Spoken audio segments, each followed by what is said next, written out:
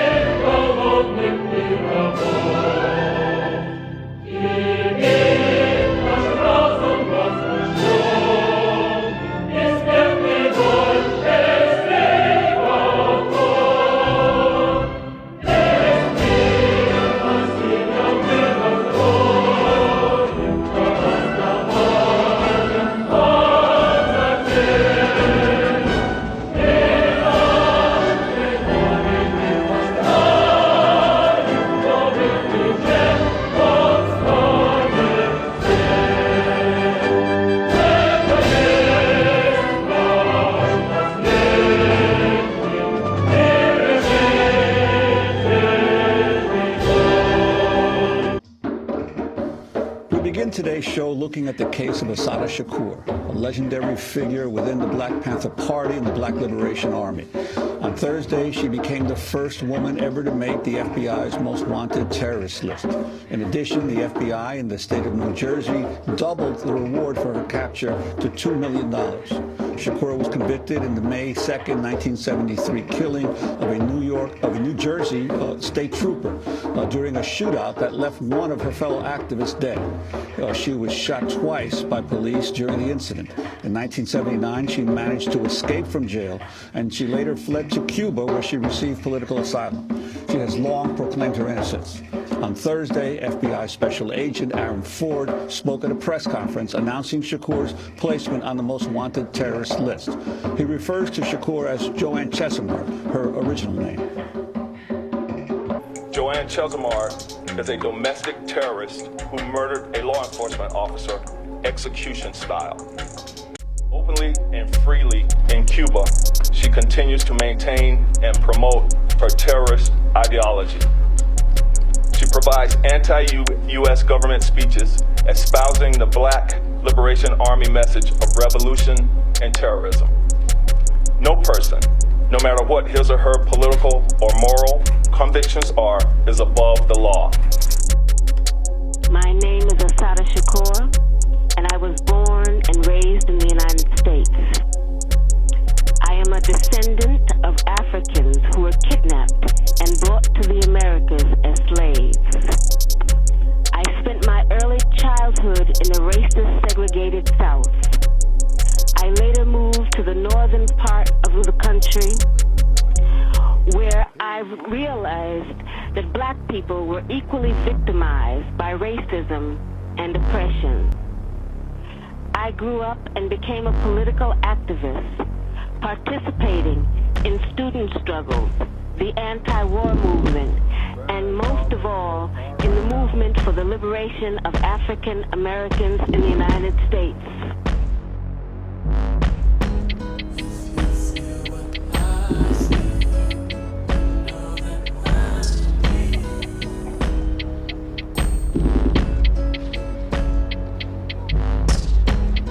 I later joined the Black Panther Party, an organization that was targeted by the COINTELPRO program, a program that was set up by the Federal Bureau of Investigation to eliminate all political opposition to the U.S. government's policies, to destroy the Black liberation movement in the United States, to discredit activists, and to eliminate potential leaders.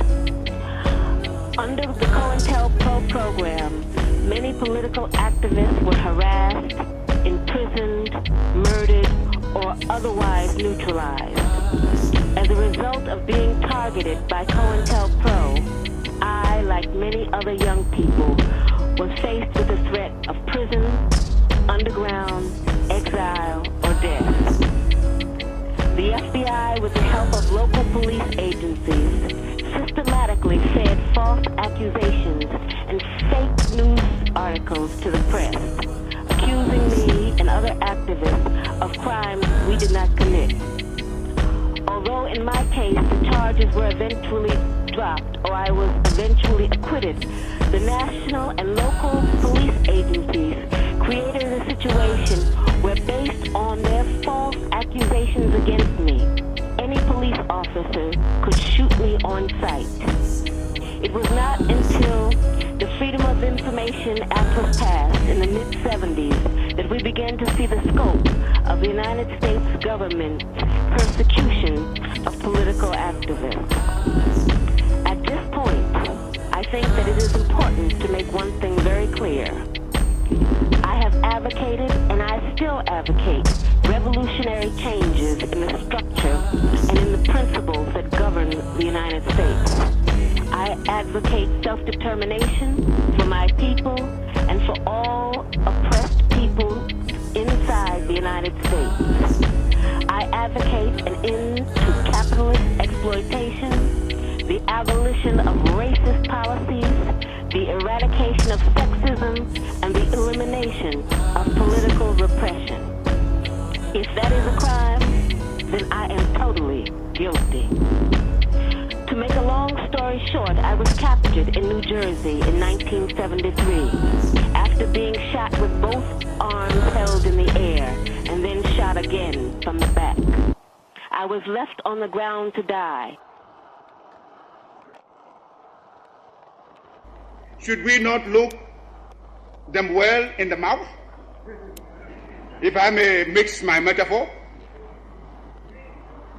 but I'm sure you get my meaning. I raise this point so that it will stay in your minds when you may be tempted by the seductive promises of new colonialism to forget the real character of colonialist imperialism and be persuaded away from your own true interests and those of Africa.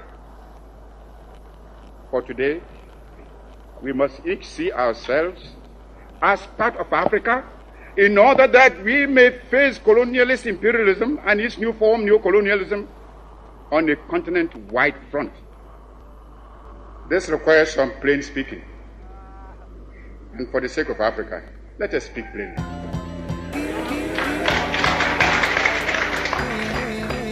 As I see it, our greatest danger stems from disunity and the inability to see that the realization of our hopes and aspirations, the realization of our objective of total African independence, and of our future progress and prosperity is inextricably bound up with the necessity to unify our policy and actions in connection with the continued struggle for independence and the greater task of economic and social reconstruction beyond it.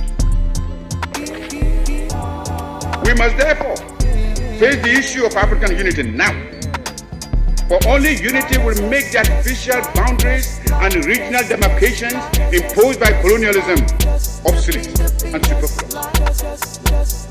African unity will thus provide an effective remedy for border disputes and internation troubles.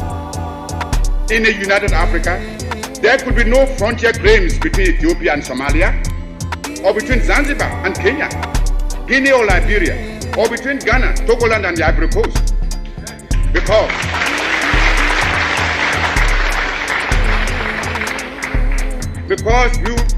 we would regard ourselves as one great continental family. Some of the leaders, it must be confessed, do not see the struggle of their brother Africans as part of their own struggle. Even if they did, they would not be free to express their solidarity. These rifts are consciously created by the imperialists between Africans, where they can sit back and watch with sly satisfaction. as well as contempt for those who fail to see how they are being used against Africa's best interests. Regrettably,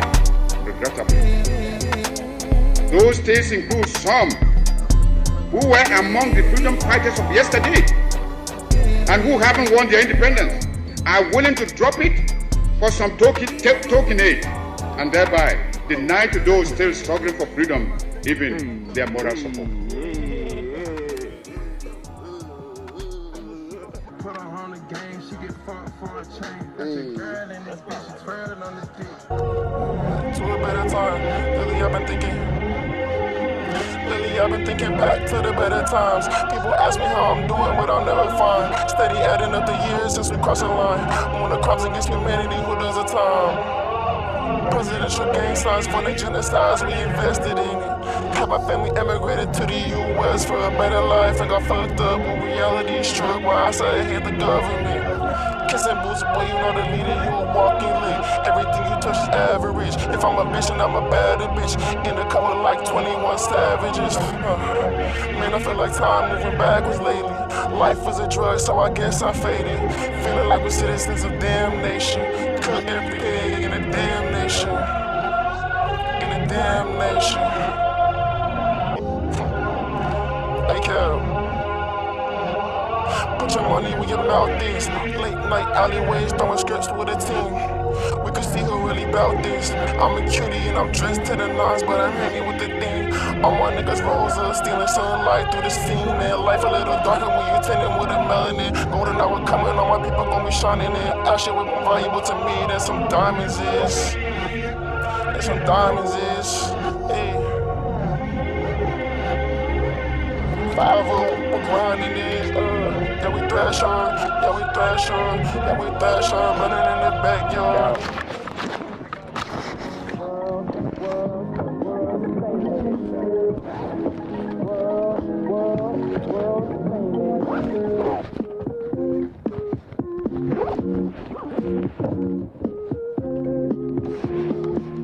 I'm looking for the in the sun, it sounds all that.